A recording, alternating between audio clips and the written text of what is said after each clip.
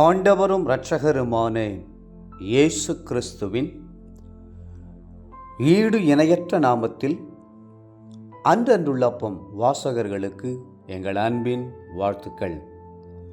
2024 ஆண்டு மே மாதம் 22ஆம் தேதி புதன்கிழமைக்குரிய தின தியானம். இன்றைய தலைப்பு தமது சாயலில். ஆதியாகமம் 1:26 சொல்லுகிறது, பின்பு தேவன் நமது சாயலாகவும் நமது ரூபத்தின்படியேயும் மனுஷனை உண்டாக்குவோமாக என்றார். கர்த்தர் மனுஷனை சிருஷ்டிக்கும் போது எப்படி சிருஷ்டித்தார்? எதை நினைத்து சிருஷ்டித்தார்? யாரிடம் ஆலோசனை கேட்டு சிருஷ்டித்தார்? யாரை மாதிரியாக வைத்து சிருஷ்டித்தார்? அவன் எப்படி இருக்க வேண்டும் என்று சிருஷ்டித்தார்? சிந்தித்து பாருங்கள். ஒரு தச்சன் பல பலகைகளை எடுத்து ஒவ்வொன்றாக வெட்டி இழைத்து நாற்காலி மேஜைகளை செய்வது போல சிருஷ்டித்தாரா? இல்லை என்றால் ஒரு சிற்பி பெரிய பாறாங்கலை எடுத்து கொஞ்சம் கொஞ்சமாய் செதுக்கி சிலையை உண்டாக்குவது போல மனுஷனை உண்டாக்கினாரா?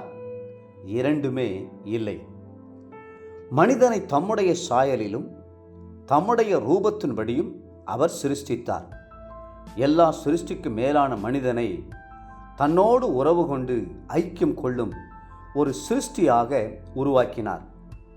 தாம் உருவாக்கின மனிதன் மேல் அளவற்ற அன்பு வைத்தார். வேதம் சொல்கிறது, ஆதியாகமம் 1:27, தேவன் தம்முடைய சாயலாக மனுஷனை சிருஷ்டித்தார், அவனை தேவ சாயலாகவே சிருஷ்டித்தார். ஆதியாகமம் 1:28 சொல்கிறது, தேவன் அவர்களை ஆசீர்வதித்தார். அவருடைய அன்பை பாருங்கள். தான் சிருஷ்டித்த எல்லா சிருஷ்டிப்பின் மேலும் மனிதனுக்கு ஆளுகை கொடுத்தது தேவன் மனுஷன் மேல் வைத்திருக்கிற அன்பை காண்பிக்கிறதல்லவா?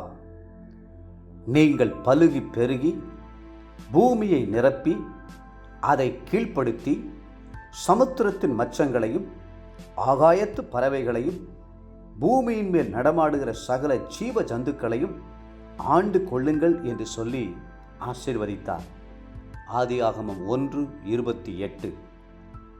நீங்கள் ஆளப் பிறந்தவர்கள், எல்லாவற்றையும் கீழ்ப்படுத்தும்படி அழைக்கப்பட்டவர்கள், பெருகும்படி கர்த்தரிடத்திலிருந்து உத்தரவு பெற்றுக்கொண்டவர்கள். கர்த்தர் உங்களை எவ்வளவு மேன்மையாய் எண்ணியிருக்கிறார் என்பதை சிந்தித்து பார்த்து தேவனை ஸ்தோத்திரிப்பீர்களா? எபிரேயருக்கு எழுதின ஆக்கியோன் அதை குறித்து சொல்லும்போது, உம்முடைய கரத்தின் கிரியைகளின் மேல் அவனை அதிகாரியாக வைத்து சகலத்தையும் அவனுடைய பாதங்களுக்கு கீழ்ப்படுத்தினீர், சகலத்தையும் அவனுக்கு கீழ்ப்படுத்தினார் என்கிற விஷயத்தில் அவர் அவனுக்கு கீழ்ப்படுத்தாத பொருள் ஒன்றுமில்லை என்று குறிப்பிடுகிறதை காண்கிறோம். எபிரேயர் 2ஆம் அதிகாரம் 7-8 வசனங்கள். கர்த்தர் இவ்விதமாய் மனுஷனுக்கு ஆளுகை தர காரணம் என்ன? மனுஷனை இவ்வளவாய் நேசித்ததின் ரகசியம் என்ன?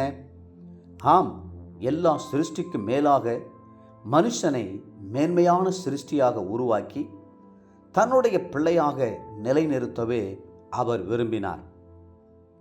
உங்களை பார்க்கும் பொழுது கர்த்தருக்கு உங்கள் மேல் ஒரு எதிர்பார்ப்பு உண்டு.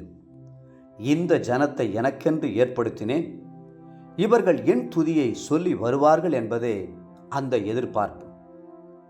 தேவப்பிள்ளைகளே, கர்த்தரை துதிக்கும்படியாக நீங்கள் அழைக்கப்பட்டிருக்கிறீர்கள். அவரை துதித்து ஐக்கியம் கொள்ளும்போது சகல ஆளுகையும் நீங்கள் பெற்றுக்கொள்வீர்கள். அதிகாரமும் வல்லமையும் உடையவர்களாக ஜீவிப்பீர்களாக. இன்றைய நினைவிற்கு 34ஆம் சங்கீதம் 1ஆம் வசனம், கர்த்தரை நான் எக்காலத்திலும் ஸ்தோத்தரிப்பேன், அவர் துதி எப்போதும் என் வாயில் இருக்கும். இன்றைய வேத வாசிப்பு காலை 1 நாளாகமம் 16, 17 மற்றும் 18ஆம் அதிகாரங்கள். மாலை யோவான் 7ஆம் அதிகாரம் 28 53 வசனம் முடிய. அன்புக்குரிய அன்றன்றுள்ளப்பம் வாசகர்களே, மீண்டும் உங்களை வாழ்த்துகிறோம். நீங்கள் ஆளப் பிறந்தவர்கள். கர்த்தரை எப்பொழுதும் துதித்து மகிமைப்படுத்துங்கள். கர்த்ததாமே உங்களை ஆசீர்வதித்து மென்மேலும் உயர்த்துவாராக. ஆமேன்.